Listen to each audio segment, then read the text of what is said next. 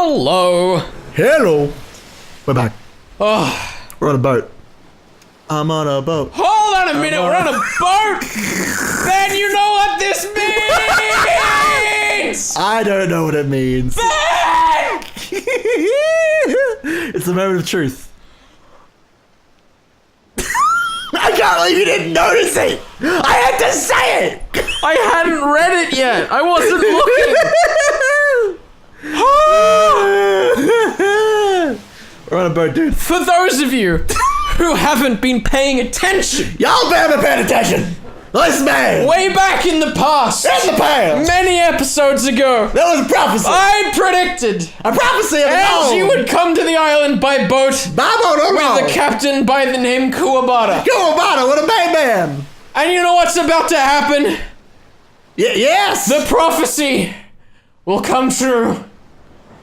We will demonstrate that magic is real in Umineko because magic is real in real life. I did it, Ben. Oh no! Listen to him! Oh boy! My hair is a mess. Miracles! I'm excited. This is the most excited I've been all series. You have no idea. Fucking Kuwabara and a boat. This is it. I will be so crushed if I'm wrong, but that is completely fine. Here's the thing, I have a question for you. Yes. Would you like to, if there was an NPC or a character by the name of Kuwabara, would Yes. you like to voice said character as a victory statement? I'm trying to think what voice I would give the man. How have you not been planning this the entire time? Because, Ben, Not that I can confirm that it exists. I wasn't emotionally prepared for me to be this... Well, I'm very excited. I'm glad you're happy after what the fuck we just witnessed a few moments ago, or I guess a few days ago, on YouTube time. But yeah, we're moving in a happy I'll times. take it. I got it. I gave up on sleeping and I didn't even read the first line. I was so excited. I had planned on taking a nap, but the boat really was shaking bad. I can't do this like quiet voice when I'm so excited. You gotta calm yourself. I gave up on sleeping and went up onto the deck. There I was, welcomed by the shining sun and as a strong sea breeze. Amakusa had been doing some stretches on the deck. Must have a lot of time on his hands too. After all, it'll be several more hours before we reach Najima. It'd only have taken a couple dozen minutes by airplane, but there was the chance that the Najima airport was under the Sumidera family's Try to web. loosen up. The harbor would probably be the same. Hell yeah. For that reason, I'd obtained a boat that would let me land while avoiding the harbor, no questions asked. Oh, baby. I bumped into a cheery boat captain, plied him generously, and he decided to help me out, amused. I'm shaking the table! You need to stop that shit. Still gonna be a while? I just asked the captain, and it sounds like it'll take a full 2 hours more. Well, biggest camper chooses. The weather sure is nice. Feels like I'll burn. You want to read on the deck? You'll damage your book. Amakusa apparently thought that this was because I was clutching Maria One-Chan's diary under my arm. I'd been reading it half asleep, which was why I'd come back up still clutching it. I was watching the boat captain. He had a strange look on his face and the title card reading. How's it going? How's it going, Cool Cat? I'm too excited. Keep going, Cool Cat. Let's get there. Think you'll be able to find the truth of Akenjima from Maria-san's diary? Who knows? No matter how much I investigate what happened on that island, it won't make for anything more than a theory. Oh! There's no truth written in the message bottle or on One-Chan's diary, just a fairy tale with a witch walking around. I'm stuck. Looks like you got nothing to look forward to except questioning those involved in Najima. I imagine the witch hunters have showered them with questions over and over, so I'm pretty sure I won't find any new facts. So even though your hopes are that low, you're willing to spend a half-day trip on a boat to go to Najima anyway. Talk about fickle. It's like a journey of self-satisfaction, so I can say I investigated. I'm not so naive as to seriously think that the truth of 12 years ago will be revealed. And when you're done with your self-satisfaction trip, what do you do next? Who knows? Haven't thought about it. I'll go to Najima, ask some people who are involved. Then after going to Akenjima in the end and leaving some flowers, my journey will be over. Get there eventually. It's alright. It's gonna happen. It's gonna all be worth it. Several days have already passed since this journey began. After being told by Berncastel on the roof of that building to search for the truth of 12 years ago, I left on a journey like trying to grasp a cloud. At the time I felt as though I'd experienced something mystical, had the feeling that I might be able to grasp some kind of miracle at the end of this journey. But after several days passed, my excitement died down. On that day when I stood on the roof of that skyscraper, my heart was completely cornered and dead. So I'd wanted from the bottom of my heart to be released from the cage of my body and rise to the sky, and cross the fence in order to die. Maybe experiencing the desire to die and actually stepping forwards, throwing my body down, caused some kind of mystical experience inside my head, making me think I'd received a message from a witch. The excitement from my jump lessened over time, and the more I came back to my senses, the more this journey lost its meaning. But I didn't even consider suspending this journey just because of that. If I stop this journey, it'll mean acknowledging that the message from that witch was an illusion. Ugh. Words. I'm too excited, I need to slow down my reading. I know, I feel you. I've been in that situation. I felt as though that meant throwing away the promise the witch made, and any chance that someone from my family might come back. So because it was hard to believe that those events were an illusion, I've continued on my journey. I don't seriously believe this journey will change anything. It's even up to me to end this journey. It's up to me to choose where the final destination is. In the end, this journey is only for my self-satisfaction. I don't know, Angie, it's pretty important to me right now. Self-satisfaction, huh? It sounds bad when you say it, but I think that's actually what life is all about. Oh? If that's the answer you've reached after hovering the line between life and death in the mercenary business, that's probably pretty deep. Don't take it so lightly. What I'm trying to say is that the only one who can acknowledge you in this world is you yourself. Amakusa continued stretching as he spoke, an irritatingly fresh way. He told me to... Hearing it told me is... I gotta... I don't think the audio will quite contain how excited I am right now. It's okay. Hearing it told... The audience will understand your passion. Hearing it told me as though from a teacher made me instinctively want to resist, but what he was saying was extremely sensible. That may be true. People work hard when they want to be acknowledged by someone. In most cases, that someone is their parents. Children learn how to work hard because they want to be praised by their parents. Although, that's why I never learned. Sorry, that's not how I meant it. What I'm trying to say is that there's nothing wrong with self-satisfaction. No matter who praises you, it's meaningless unless you can accept it. Turn it around, even if no one praises you, that doesn't matter as long as you can accept it. I think this is... Self-satisfaction tends to contradict a desire to improve oneself, so we're... No! Self-satisfaction tends to contradict the desire. That's alright, I baited you on that one. Yeah, you got to me. improve oneself, so we're usually taught that it's bad. Somehow your argument seems like a pretty fresh take on it, Amakusa.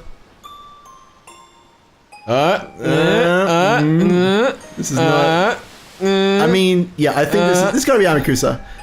The anguish of the human world comes when you want someone to acknowledge you, but you don't know what it is you should be striving for. I had a time like that too. I wanted to be acknowledged by someone, but I didn't know that I wanted them to acknowledge about me. And since I didn't know what to strive for, how far I should go to be acknowledged, I did a lot of crazy things. And the answer you reached was self-satisfaction? It sounds bad, but that's how it is. Rich is the one who is content with what they are, they say. If I'm satisfied with my life, it doesn't matter what other people say. It's the same for your life, and for this journey.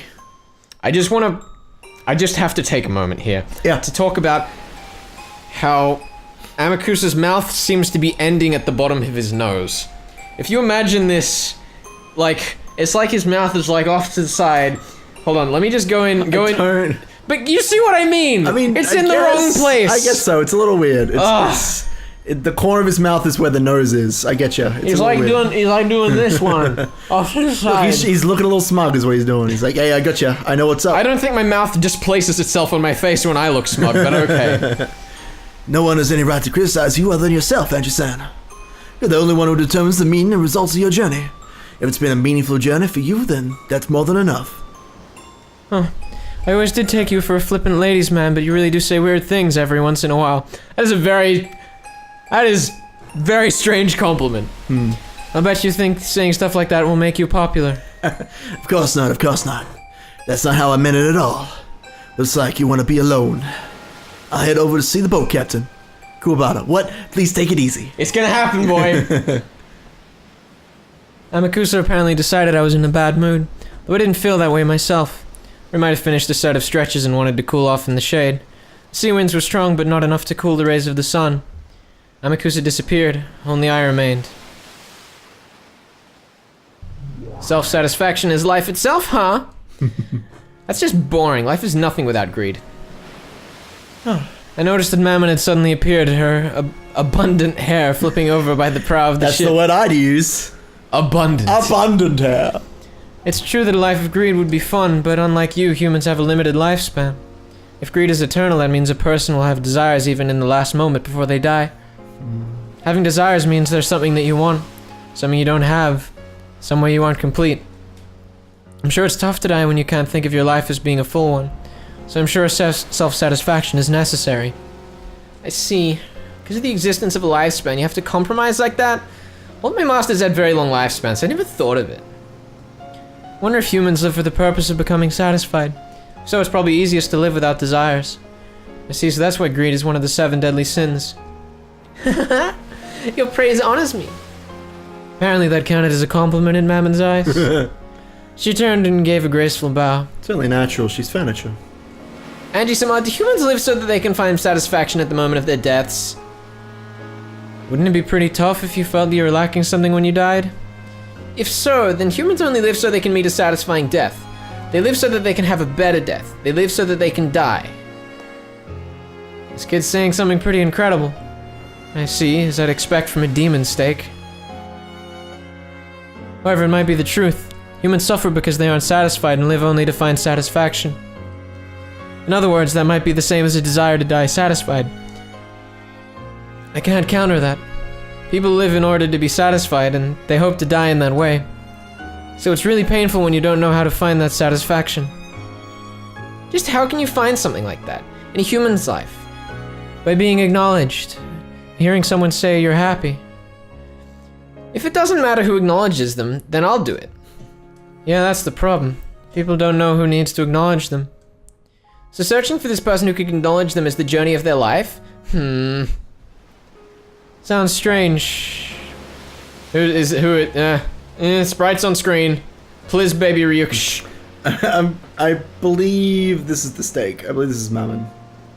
But I'm not sure. Sounds strange. Whether you're acknowledged or not, it supposedly doesn't change your circumstances. Meaning that if you're acknowledged, you won't be satisfied, while if you aren't, then you won't. It's almost like a bluebird, because you can't notice the bluebird even though it's already in the cage. You have to go out on a journey searching everywhere. What the heck? Human lives sure are stupid. That's right. Amakusa said something really good. Rich is the one who is content with what they are, was it? I don't know where that proverb came from, but it's deep. I'm 14 and this is deep. Yeah. Basically, if you can't find enough satisfaction unless someone else acknowledges you, that's the same as not acknowledging yourself. The ultimate in self-fulfillment is acknowledging yourself. That's right, because if you can know that you're fully satisfied, there's no need to be acknowledged by anyone. Just by taking notice of the small things, the human's foolish journey of life can be ended easily. You can spend the rest of your life playing and having a good time. A human's life is so ridiculous. Ammon's choice of words were bad, but it surely was the truth. Most of a human's life is like a journey with the hopes that someone will acknowledge them, so they can achieve a satisfied death. And when they realize the person doing the acknowledging isn't someone else, but they themselves, that pointless journey can end. Humans who've ended that journey can probably spend the rest of their lives as they wish, with their heads held high. How noble, how praiseworthy that would be. You know, it seems Amakusa's on pretty bad terms with his parents. That makes sense. Any decent parent would want him to get the hell out of the trade he's in. Does that really matter though, as long as it's fun for the person in question? Exactly, that's what it comes down to in the end. Criticism formed by the observations of other people doesn't matter. If your existence is firmly acknowledged by you yourself, that's enough. If you can live with confidence in yourself, you'll surely be able to accept and be satisfied with any kind of lifestyle. I'm very interested as to the implications of what they are saying. So, I mean, but also, we're on a boat. I know we're on a boat. I just thought I'd remind you in case you'd forgotten. I do kind of want to talk about this a little bit, because this is... Also, I just wanted to also throw out on the table before you continue. Oh my god, if you've bait and switched me, and this is one of 2 boat rides, because this is the one to Najima, not to Rikenjima, I just wanted to let you know that I noticed. I don't know what you're talking about. If there's no Kuwabata, there's no Kuwabata anywhere. That's how it works. I just wanted to let you know that I noticed. I mean, the stuff that Angie's talking about here, we're talking about life philosophy here, which, you know, is all well and good. I don't think we should take any of this as gospel, but the way that she's talking about someone, like, acknowledging themselves, not having to, like, have the approval of other people, kind of reminds me of the way that Maria was talking about to Angie, about how she had this whole diary of, like, oh, I'm happy, like, I'm having a good life, and Angie was like, no, you're not having a good life. As we read further in the diary, we found more and more sad things, right? But Angie's essentially agreeing with what Maria was saying earlier, just she's putting it a little bit differently. Which, I don't know. I don't know what you might pull out of that, but it just might be something worth noting. I think that's certainly the, the broader scope of this. I was just particularly intrigued in this moment by the line, if your existence is firmly acknowledged by you yourself, that's enough. Yeah?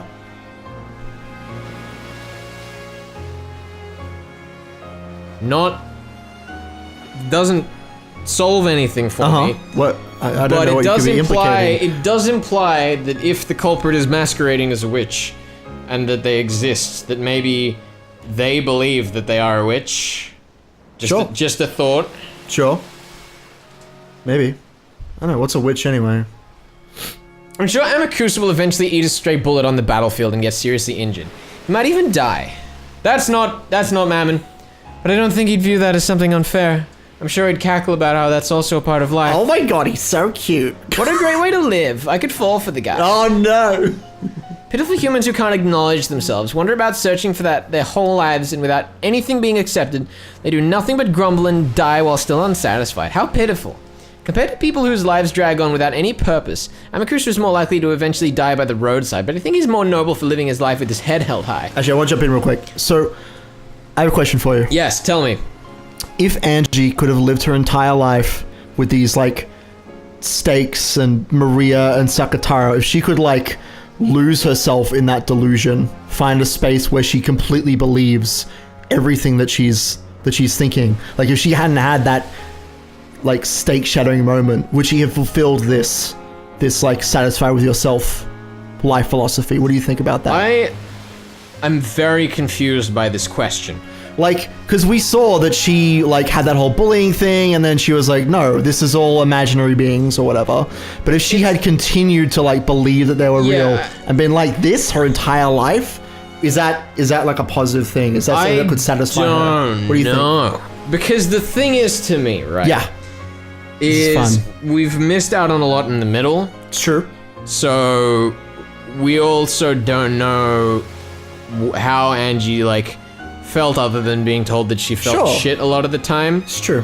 So I don't know. But it just makes me wonder as a thought experiment if you could completely reject reality and be like, yo, this is my world now. I live here with these 7 stakes and this little girl who speaks me through a diary and this stuffed animal, and this is just my life. If that was something you would just never wake up from. If that was an existence that you could have. I know this is getting very philosophical. Yeah, I feel like this is where this is going. I'm gonna throw back to my epitaph theory where I suggested that the whole thing about the witch reviving and then dying was about maybe Kinzo realizing that he knew the truth of the story but then also couldn't accept it. I feel like it would be a similar thing for Angie where it's as long as she pretended that she had these magical friends and everything was fine, there'd still be a part of her that knew that it wasn't real. You think so? So it'd be 50% of the way there, she'd accepted herself, but couldn't accept herself in the context that she was actually in, rather than a context she made up for herself. Sure. Cool, yeah. I think that makes sense. I'm just curious about your thoughts. Completely lost track of who was talking. It's okay. Do you want to go back online? Maybe we'll get some clues. This was that's Mammon. Steak. I assume this is Ange. Aren't the winners in life those who achieve enlightenment? If they can do that even a little sooner, they'll be able to find that much more of their life effectively. With Mammon's words, I finally accepted a certain fact. In the past, I've called that girl unusual, a little strange. However, that wasn't true. All she did was keep her head held high and finish that journey faster than anyone else. Who is this girl? Is this Mammon or Maria? That's gonna be Mammon, right? Oh. Well, I was hoping they would keep up the charade for a little bit longer, but that's okay. I'm too good for you. God damn you. Maybe that's what made Maria One-chan so amazing. When she was at the age where she might or might not enter the first year of elementary school, she had already reached that point. I will say, though, I wouldn't have got that if you hadn't just asked me that question. Probably. This is a team effort. It's true. We're working together. As much as we joke, I really couldn't do this without you. Aww. At this point, you're okay too. Thanks. It's the highest praise I could have possibly received for all the shit I give this man. It's true. For people like us looking at her life from the outside, it wasn't something we'd call blessed. But even though days like that were engraved in her diary, they always finished up by saying that this was a happy day. Even though the part of her mother that didn't love her daughter came and went, she believed that her mother loved her. And the mother's love that didn't exist, she created herself, filling her world up with love. Others might observe her as unsatisfied and a pitiful girl, but she herself acknowledged that she was satisfied, and so she was happy that way. It's easy to observe that as something pitiable and sad, but to her that was an outsider's opinion, so it didn't matter. Whether or not it was happy for her was the only important thing. The question I then have is, does Purgatory Ange have this epiphany? I was gonna say, we can probably apply some of this to Purgatory and the game board and Ange and like all this other stuff. Yeah. Because like this is in Umineko, this is not a self-contained spin-off. This has to be relevant, like these stories that we're learning about Ange and Maria. Yeah. Yeah, might be worth thinking about. It's just like how when people who live in the city, in the city, point to the lifestyles of those in rural areas, Yeah. and mourn the inconvenience and feel sympathy for them. It's really none of their business. If those who live are satisfied with what they have, that's more than enough.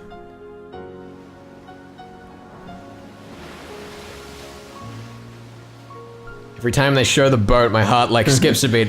I'm too ready for this, but I'm also completely prepared for you to have just bait and switched me. I finally noticed something. I noticed it just now. I did something horrible to Maria One-chan. And to you all in Sakataro as well on that day. Whether magic exists or not, that's not up to other people to decide.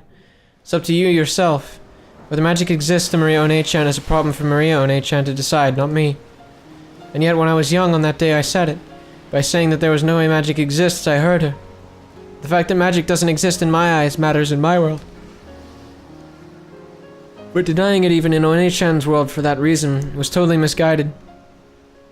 Mariage Sorcière is the Witches' Alliance Maria One-chan created. I was invited to it and told to become a witch with them. Thinking it a new interesting game, I went along with that for a while. But because of the cruelty of youth, I got tired of it halfway through. And I tore her pure heart apart with sharp words. At that time, we must have gotten into a huge fight. I forgot about it right away, but she couldn't forget about it. After all, to her, magic was a natural power that really existed. And she believed she'd be able to share it with me. To Maria One-chan, magic is a power that can interpret the world as blessed. No, which can truly make everything blessed. She just wanted to share that with me too. The young me tore that feeling apart. So she closed herself up in a shell, assuming that she wouldn't be able to share her magic with anyone. If that's true, then Lady Maria's journey through life wasn't over after all. If she'd been able to accept herself, then there'd be no need to collapse just because you denied her, Ange-sama. One-chan was young. She still hadn't reached a philosophical viewpoint like Amakusa. Yeah, now I understand. That's why the Witches' Alliance called Mariage Sorcière was necessary. An alliance where each acknowledges that the other is a witch. That's right, I'm pretty sure that was the first article in the agreement of Mariage Sorcière. Witches of the Alliance would acknowledge each other and respect each other. That's the deepest and only meaning of the Witches' Alliance. Maria One-chan wanted to share with me the secret laws to make the world happy called magic. But I was young, and she was too. I heard her with innocent cruelty. On that day I said cruel things. To you and Sakataro. I said there was no way you exist. How rude. We acknowledge that we exist ourselves. We're not like humans with their souls half asleep. I think, therefore I am. Whether you acknowledge or deny magic, the existence of magic called the Seven Stakes of Purgatory is a fact. It's a fact. They exist. Getting your Descartes in here. Mm-hmm. I hit the spacebar. As long as we acknowledge it ourselves, to borrow from your words. Thank you. I was so distracted by potential Kuwabatas. You're on the hunt. What if Kuwabata is Descartes? What is that? Oh shit. Foreshadowing. Oh no. He just has a giant brain. He thinks a lot. That's his thing. It'd surely be God damn it. It'd surely be violence for another person like me to deny it. I'm sure that'd be like having your true mother yell, "I wish you'd never been born." Thank God that never happened. No, disappear. Yeah, thank God no one ever tore apart the creation in the past 2 hours. Yeah. At all. Yeah. Ever. Yeah. Even after being slammed by all those words, Maria One-chan's magic made her believe in her mother's love. Sakataro, her magic friend, always encouraged her. He kept saying that her mother loved her, that she was coming home late because of her work, and that she would definitely bring back a present. Even after Maria learned that her mother's work wasn't really the cause, magic allowed her to continue believing. And by believing that her mother loved her, by acknowledging herself, she filled her world with love and peace and serenity, establishing it completely. What happened 12 years ago? What happened to my family? This was never a journey to search for that. And what kind of journey is this? It was a journey to apologize to Maria One-chan for what happened that day. Yep. I don't know why, but that's what I think. If I hadn't heard her, the incident 12 years ago might not have occurred. That's what I think. It's an interesting theory. Yeah. I have no basis for it. I don't have a clue how hurting One-chan could be connected with that mysterious incident several years ago, other than the part where she told Beatrice to kill everyone. But for some reason I can't imagine there's no connection. A witch caused that incident, and the culprit is the Golden Witch Beatrice. And Beatrice was part of the Mariage Sorcière alliance of witches. I horribly hurt the other witch of that alliance. I hurt her with the thought that magic doesn't exist. So several years later, a crime caused by a witch occurred, and a 2-day period that couldn't be explained with anything but magic was thrust into my face, thanks to the message bottle. There's no way I wasn't involved somehow. I don't get it. It could be coincidence or it could be fate. For some reason, I've started thinking like that on this journey. And what's your basis for it? I have none. I just think it's true. Japanese sure are interesting. Even whether the victim, they feel as though they did something wrong and apologize for no reason. I could understand it if you said, I hate Beatrice for stealing my family or something. But you really are weird feeling guilty for no reason and apologizing. Of course I hate Beatrice. I couldn't continue this journey without that feeling. But it's okay to choose yet another purpose for this journey. There's nothing wrong with adding on a goal of apologizing for past sins. In addition to getting revenge on a witch for what happened 12 years ago. I can at least go to Rikkenjima, apologize for my reckless remarks, and offer flowers. No, there's something better than flowers, and I think that'd be more fitting for One-chan. I stood up, not minding that the sea breeze scattered my hair, and concentrated my mind. I lifted my palm up to the height of my head and imagined a vast space. Ange-sama, be quiet. Come, arise. I am the witch apprentice, Ange Beatrice. I was excommunicated, but I was once a member of the same alliance, and you are the dearly missed furniture who played with me. Answer to my call. It was hard to tell in the middle of the day, but a faint blue light gathered around the palm of my hand. Then, Sakataro's form was revived. Oh. Whoa! It truly did bring back memories, that figure. His cute ears, his bright red muffler. It came off easily, so One-chan faithfully rewrapped it all the time, didn't she? Aww. What's this? Become that boy. What is this? That sweet, sweet, beautiful boy. Oh! Okay, Sakataro, Maria One-chan's precious friend, very simple, warm, and kind, tends to say, Oreo? Didn't Maria One-chan also have a habit of saying this long ago? He's back. He's back. He's ready to fuck shit up. I told you we didn't need to be sad about his death. No, I didn't. No, you definitely did not. I definitely did not. You cried for days between recordings. I saw you. I did. Oh. I did in the whole day, in the minute between the two recordings. Don't shatter the illusion, you bastard. Well, listen, I hadn't shattered it, but you just confirmed that I might have shattered it. So that makes it more suspicious than what I said. I can neither confirm nor deny the shattering of the illusion. Good. Of the witch Felix and Flex and Doc Hurt, BJ Hurd. Secretary, do you know who we are? Oreo! Oh! Mammon! Oh! Angie! Oh! Aww. With a sleepy face as though waking up from a long slumber, Sakataro looked all around as he spoke. It's been a long time, Sakataro. I'm pretty sure this is the first time I've summoned you with my own power. Now I'm the only one who can summon you. Are you? Those words might have been a bit cruel. Sakataro's face clouded over. In the past, I denied you. Now that I've summoned you, it means I've accepted your existence. Are you sure? Is it really alright for me to be summoned into Ange's world? His eyes were a bit frightened. It was only it's only natural. I, who'd played with him like a friend before, had suddenly denied him and tried to burn him with the magic-resisting toxin. It was only natural that he was scared. I apologize for that day. To you too, Mammon. And to the rest of you. And suddenly all 7 of them were there. Yeah, they are. It's so beautiful. Isn't it just? I'm so glad we can be built up our hearts again before being torn asunder. Yay! The build up before the fall. Woo! Yay. At some point, the rest of the 7 sisters had gathered on the deck. No, they're always there. Always by my side. As long as I acknowledge that it's okay for them to be there, they'll always appear.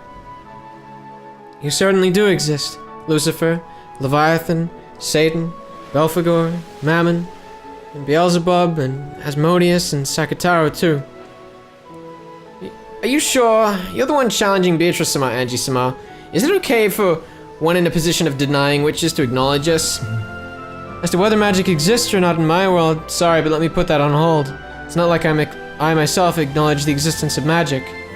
But then doesn't that contradict the fact that you're acknowledging us? It's because magic exists for people who believe, even if I don't. If someone believes... Someone believes that magic will exist in the human world. Is this potentially an explanation for the purgatory? Maybe. That fact won't change in the slightest whether I believe in magic or not. No, it mustn't change. That person just had to hold their head up high and believe in their own magic. I acknowledge that, so it wouldn't be strange at all for you to exist. Quite a play on words, but it's an interesting interpretation. What you're saying, Angie-sama, is probably a devil's proof. Devil's proof? Right. To prove the existence of demons, you just need to find one. But it's impossible to deny the existence of demons. Yeah. And we're here. That means whether Angie-sama believes in magic or not, our existence is unshakable. Ariel! The magic-resisting toxin is disappearing from Angie! You're right. Even though you're in a position of denying magic, why? It's probably because I learned what it means to respect and acknowledge. Right now I might be able to understand the depths of Maria One-chan and Beatrice's magic. In the past I didn't believe in things like magic. Thinking something like that couldn't exist, I acted like I was closing my eyes tightly. Couldn't see anything. But now I'm different. I get the feeling I can look right at the thing called magic and close in on its true nature. How frustrating. It's truly rare to find a human so free of the magic-resisting toxin in this day and age. And she has such an uncommon genius for being a witch. Snap. Riggedy. Damn! Wrecked. Such an uncommon genius you have. That's right. If Angie-sama tried to become a witch right now, she could grow to be a great witch, maybe even at Beatrice-sama's level. Even so, she's acknowledged our existence and is our master. Most likely Angie-sama will be our final master. Let's think of this as our final service and apply ourselves to the fullest. Ugh. I just can't stand Angie-sama still doesn't believe in magic herself. Angie-sama, please believe in magic too. It feels like a waste to finally have a master and have it not be a witch. Even though you have outstanding talent that could make you one of the greatest of witches, your goal is to attack witches. It's so frustrating. Well, even so, that's your life, the way you live, and in the world where you've decided there's nothing we can do to complain. Thanks for understanding me. Yeah, whether magic exists to me or not, that's up to me to decide. Regardless of whether magic actually does exist, somewhere in the world or not. When I think about it, this world is so vast and yet so small. Billions of people live on the earth. But I probably won't meet even 1% of those people. Even so, I'll speak of a world. My world, which doesn't know even 1% of the world. I'm not qualified to deny the laws of a world I don't know. So just because magic doesn't exist in my world, I can't deny that magic exists in a world I don't know. That makes it a true devil's proof. No, maybe it's more like when in Rome, do as the Romans do. I can be confident in the world I know. So even if that's denied by a complete stranger who doesn't know a thing about my world, that's nothing to worry about. And in the same way, I've got no right to deny a world I don't know. Is when in Rome I feel like that's an English phrase. Yeah. I'd be very interested to see if that was a direct It's a translation. Western thing. I don't know. It might have been. I really have no basis. I'll ask someone, maybe, if I remember to. Sorry, I'm thinking deeply. I know, you have that look on your face. Yeah. And in the same way, I've got no right to deny a world I don't know just because I don't know about it. Therefore, regardless of whether there's magic in my world or not, I can't deny the magic Maria One-chan taught me. Ariel! After all, even if you've never seen it, magic exists! What? Yeah, that's why, as I've already said, your friends of the Witches' Alliance, Mariage Sorcière, can't be denied by me or anyone else. I proclaim that most important part again. Even though the sea breeze and the crashing of the waves were noisy, it was a time of silence. Both Sakataro and the Seven Sisters of Purgatory reflected upon my words. And probably I did too. Does magic exist? Do witches exist? While ignoring what the answer would be for my own world, I acknowledged their existence. That contradiction was what I'd proclaimed so boldly. Thank you, Ange. If you'll acknowledge that much, can't you acknowledge witches too? No, that was a foolish question. You already have a clear answer to it. Sorry, though I do acknowledge that witches might exist somewhere in this world. That doesn't shake my world. If you won't acknowledge witches or magic, you'll definitely expose the truth of Rikenjima. Right? Yeah? That's my world. Even if a real witch exists, I won't acknowledge it in my world, no matter how much that witch tries to convince me. Your position is to attack witches, Ange-sama. And I understand well that you haven't the slightest wavering in that feeling. We are your furniture, the Seven Sisters of Purgatory. We will always be by your side. We will always be waiting for the day that we can be useful. Although, since you don't believe in magic, we can never be anything more than people to talk to. That's enough for now. We've been left room to exist. For that alone, we should thank and acknowledge Ange-sama. In short, all of us. Are all together again. Thank goodness they could coordinate this statement. Are you? Sakataro, let me squeeze you! What a nerd. When Sakataro was overcome with emotion and tears came to his eyes, the Seven Sisters closed in and mobbed him. And then he died. They were also celebrating a long-missed reunion. If their existence is permitted, they're definitely capable of existing here. No, even if I don't permit it, they can exist. Because I acknowledge them, they showed their reunion's joy to me as well. They? As I watched over that scene, I reflected over what this journey of mine meant. What did it mean, Ange? I don't know, what did it mean? Flex? I wonder if everyone will forgive me this way. You've done enough. We have furniture. Just being summoned, just being allowed to be by your side makes us happy. Ariel! Angie, thank you very much! Come to think of it, why was I able to summon Sakataro? No, it's the other way around. Why wasn't One-chan able to summon Sakataro? Maria One-chan had despaired thinking that Sakataro had died, which meant she hadn't been able to summon him like this anymore. In the past, One-chan said it was more advantageous in a summoning to have a vessel. However, a vessel is like training wheels and it shouldn't be absolutely necessary. In other words, even if the stuffed animal lion that was Sakataro's vessel didn't exist, it should have been possible to summon him. It's alright, Ben, that's a point for us. Yay, we're winning. I don't know if we are. No, when you put it like that, it's even a little doubtful whether summon things can be limited by life and death. Moreover, Sakataro should have been an especially important friend to Maria One-chan. She should have been able to strive hard to summon him one more time. It certainly was sad that the original stuffed animal vessel had been torn apart. But why did he die and become impossible to summon again? This is a good question. Fantastic question. That's because, at that time, Maria saw my stuffed animal torn and decided that I died. It's the same as the existence of magic. If Sakataro has died in Lady Maria's world, then he can't exist in her world. Are you? The shock of having her beloved stuffed animal torn apart had left a wound in her heart serious enough to prevent her summoning her irreplaceable close friend. Irreplaceable? Too many words. Space! The final space. The final Sakataro tier. In Maria One-chan's eyes, Sakataro died. So even if Sakataro can exist like this to me, he cannot exist before her. I was always with Maria. When Maria cried, I was always right beside her, telling her not to cry. But my form, my voice, nothing of me will reach Maria now. Sakataro hung his head, looking sad. After that incident, the nature of Mariage Sorcière rapidly began to change. Before then, the alliance was a peaceful thing. But after that incident, it grew full of shadier things, focusing on how to curse people you hate. Oni-chan's diary began to show a clear change. A diary is a mirror that reflects one's heart as it is. It probably showed the personality called Maria die. What? This is interesting. And be reborn as the evil witch personality Maria. All caps. When she buried that diary in hatred and sadness, her heart surely wasn't satisfied.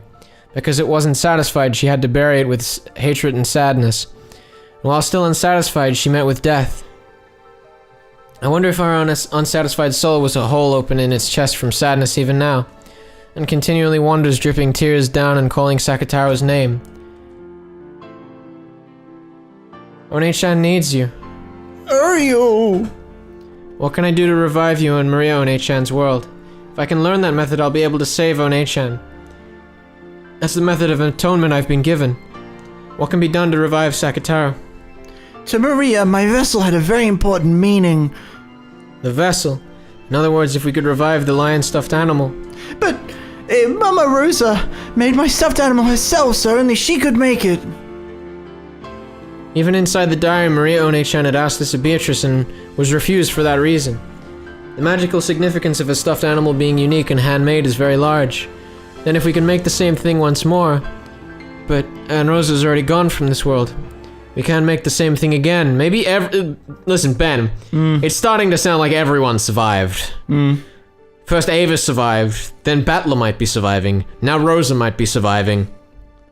What if none of them died and it was all a hoax? I don't know. Why did they do this to Ange? I don't know. It's a great question. Was there ever another identical stuffed animal made or anything like that? He's a stuffed animal made to be Lady Maria's birthday present. It's the only one of the kind in this world. A handmade and unique vessel.